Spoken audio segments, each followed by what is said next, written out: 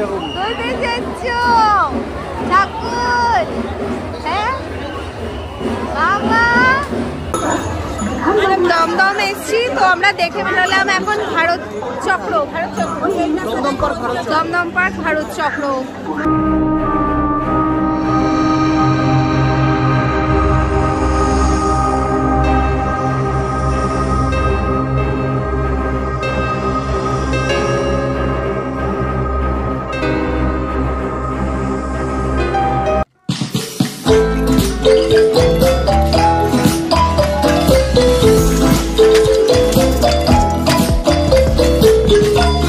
Hello everyone, good evening. আজ নবমী, প্রতিদিনের মতো আজকেও আমরা বেরিয়ে পড়ছি। এতদিন তো আমরা নিজেরা বেরিয়েছি, মানে আমি ও আর ফ্রেন্ড সার্কেল সবাই। আজকে ফ্যামিলি বেরোবো, রিউকে নিয়ে বেরোবো। এমনি রিউকে তো প্রতিদিনই ঘোরাচ্ছি, ও বাড়িতে কোনোদিন থাকেনি, তা ওকে বের করে তারপরে আমরা বেরোই। আজকে সবাই একসাথে ফুল ফ্যামিলি বেরোচ্ছি। বলো। চলো, তো ব্লগগুলো আসতে একটু লেট হবে, একটু তোমরা দেখে নিও। কিন্তু প্রচুর রিলস, মানে যা যা আমি ঠাকুর দেখেছি তোমাদেরকেও কিন্তু আমি দেখিয়ে দিয়েছি। চ্যানেলটা সাবস্ক্রাইব করো, শুরুতেই বলে দিচ্ছি। আরো ভালো ভালো ভিডিও আসতে থাকবে। তাহলে চলো বেরিয়ে দেখা হচ্ছে। আর কোথায় যাচ্ছি এখনো ডিসাইডেড নয়, রাস্তায় বেরিয়ে সেটা ডিসাইড করে নেবো। চলো চলো, টাটা। এখনের মতো টাটা। যেমন তোমাদের বললাম যে বেরিয়ে ডিসাইড করব যে কোন দিকে যাব, অলরেডি তখন ডিসাইডেড হয়েও গেছে। আমরা চলে গেছিলাম একদম নর্থের দিকে। আমার শ্বশুরের দাপট ছিল, হ্যাঁ, ভ্যানালা রিকশালা সব ভয় পেত। একটা ভ্যানে নিজে একাই যেত। শুনলে কি না তোমরা আমার দাদা শ্বশুরের গল্প? আমি কিন্তু ইচ্ছা করেই ভয়েসটা রেখে দিয়েছি। তোমাদের কাদের এরকম দাদা শ্বশুর ছিল একটু অবশ্যই জানিও। আর ততক্ষণে ক্রস করে যাচ্ছি শ্রীভূমি। যদিও এবার শ্রীভূমি আর দেখতে যেতে পারিনি আমরা পুজোতে, বৃষ্টি করে তো প্রথম দিকটা পুজো মাটি হয়ে গেছে এবারে।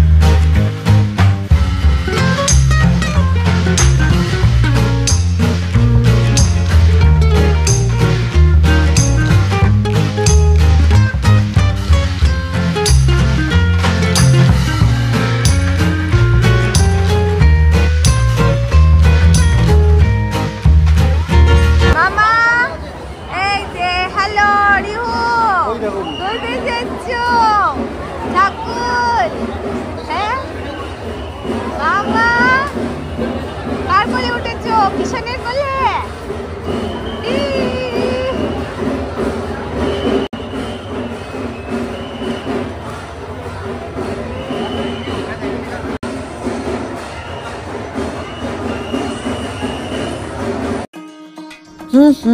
তাহলে বুঝতে পারছো তো আসল মজায় কে ছিল? আসল মজায় তো ছিল আমাদের লিটল চ্যাম্প। কোলে চড়ে কোথায় উঠে গেছে দেখেছো ভিড়ের মধ্যে।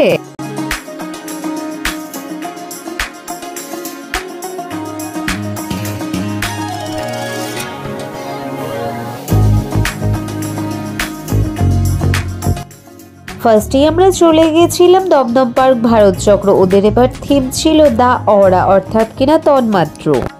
আমরা যেই সময় প্যান্ডেলে ঢুকেছিলাম সেই সময় কিন্তু চলছিল আরতি। এত সুন্দর একটা অ্যাম্বিয়েন্স ক্রিয়েট হয়েছিল, সেটা তো অবশ্যই মুখে বলে বোঝানোর মতো নয়। আর ভিড়ও তেমন ছিল না, বেশ খানিকক্ষণ দাঁড়িয়ে কিন্তু সুন্দরভাবে আরতিটা দেখেছি।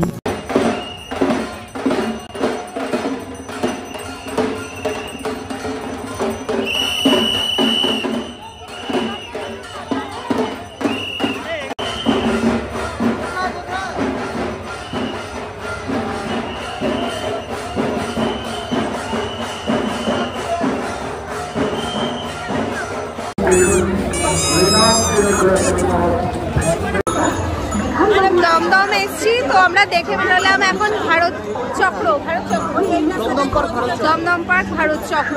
মহাকালের উপর পড়েছে না? হ্যাঁ, মহাকালের উপর থিম ছিল।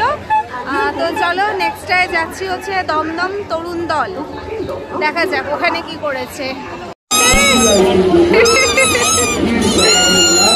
বাজাও রিউ, বাজাও। টু বি ভেরি অনেস্ট, এই ক্লাবটা কিন্তু আমি সত্যিই বুঝতে পারিনি। ভারত চক্র দেখে বেরোনোর পর ওই জায়গাটা এতটাই মিস্টেরিয়াস, চারদিকে 4টে ঠাকুর হয়, বাট কোনো রিক্সাওয়ালারা একদম হেল্প করেনি। ইভেন আমাদের মায়েদেরকে পাঠিয়ে দেওয়া হয়েছিল রিক্সা করে, ওরা জাস্ট ওই নেক্সট স্টপে গিয়ে দাঁড়িয়েছিল, আমরা ফোনে কন্ট্যাক্ট করে রেকগনাইজ করি। দমদম তরুণ দল এরিয়ার 4টে ঠাকুরই কিন্তু যথেষ্ট ভালো হয়, অথচ কিন্তু ওদের ম্যানেজমেন্ট একদম ভালো নয়। আমি সেম কমপ্লেন আমার অন্যান্য বন্ধুদের মুখেও শুনেছি, কারণ তারাও গিয়ে ওখানে মানে বুঝতেই পেরে উঠছিল না যে কিভাবে কোন দিক থেকে কোথায় যাবে, আর সমস্ত রাস্তা সেম।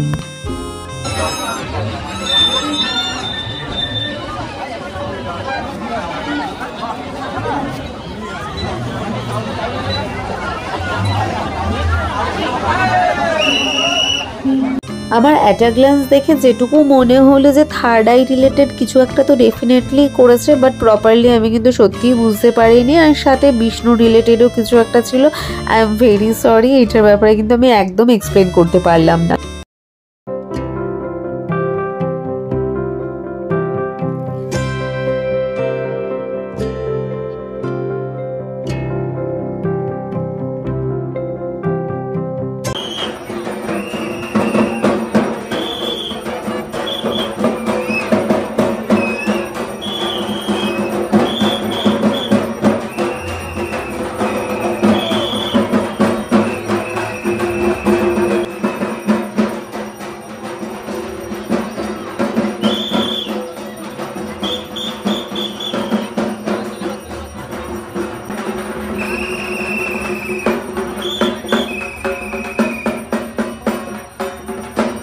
ভারত চক্র আর তরুণ দল দেখার পরেই তরুণ সংঘ আমরা সত্যিই দেখতে পারিনি, কারণ ওই জায়গাটার রাস্তাটা এতটাই ভুলভুলাইয়া। আগেও বললাম যে কেউ হেল্পও করেনি, সেই জন্য আমাদের এনার্জি কিন্তু ওখানেই সব ডাউন হয়ে গেছিল।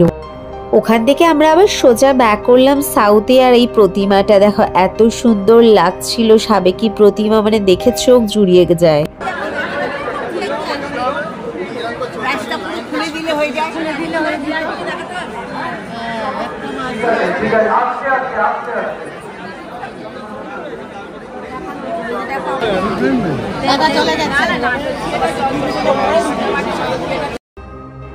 একটা ঠাকুর দেখার ইচ্ছে সবারই ছিল, সেটা আমি বলছি। আর এসে পৌঁছালাম কিন্তু চক্রবেরিয়া সার্বজনীন, মানে যেটা এবার প্রচন্ড পরিমাণে ফেমাস হয়েছে জ্যান্ত দুর্গা নামে।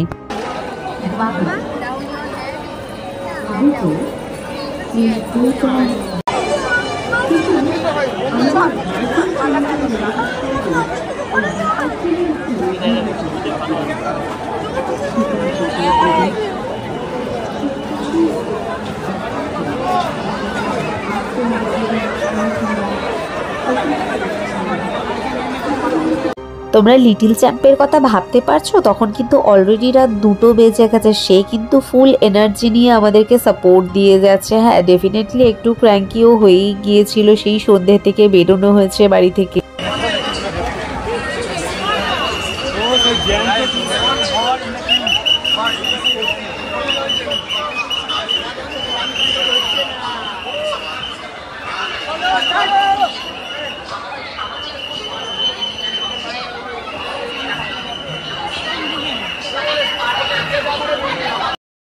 আচ্ছা, তোমরা কারা কারা চক্রবেরিয়ার এই ঠাকুরটা দেখতে গিয়েছিলে বলো তো? স্পেশালি জ্যান্ত মা দুর্গাকে দেখবে বলে অসাধারণ কাজ ছিল। অ্যাকচুয়ালি এটা কিসের ছিল তোমরা কি কেউ গেস করতে পেরেছো? আই থিঙ্ক এতদিনে তো সবাই জেনেই গেছো যে এই কাজটা কিন্তু সম্পূর্ণ ছিল সিলিকনের, মানে দেখে একটুও বোঝার উপায় নেই, এত নিখুঁত কাজ শিল্পীদের, মানে পুরো দেখে মনে হচ্ছে যে একটি মেয়েকে ভাসিয়ে দেওয়া হচ্ছে।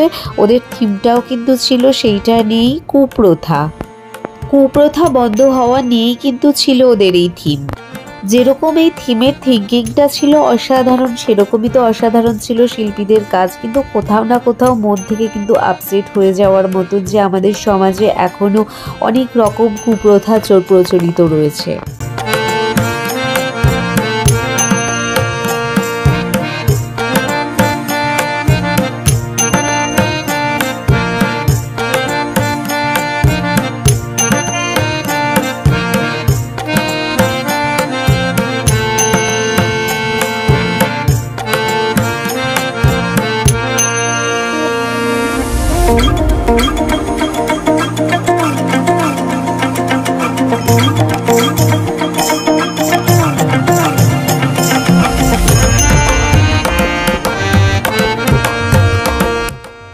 আমার কথাটি ফুরলো, নোটে গাছটি বুড়োলো, এইরকমই হয়েছিল ব্যাপার। সেদিনকে কিন্তু আর ফ্যামিলি সবাই সেই রকম কোনো ক্লিপসও নিতে পারিনি, এতটা হ্যাপাজেট হয়ে গিয়েছিল ওই প্রথম ঠাকুর দেখেই, তো সেটা তোমাদের অলরেডি বলেই দিয়েছি। আর বৃষ্টি তো ছিল উপরেই পাওনা, তো সেই কারণে কিন্তু আমরা রাত্রে কোথাও ডিনার প্ল্যানও করতে পারিনি। তবে অবশ্যই দশমীর ব্লগে দেখতে পেয়ে যাবে যে আমরা কোথায় ডিনারে গিয়েছিলাম।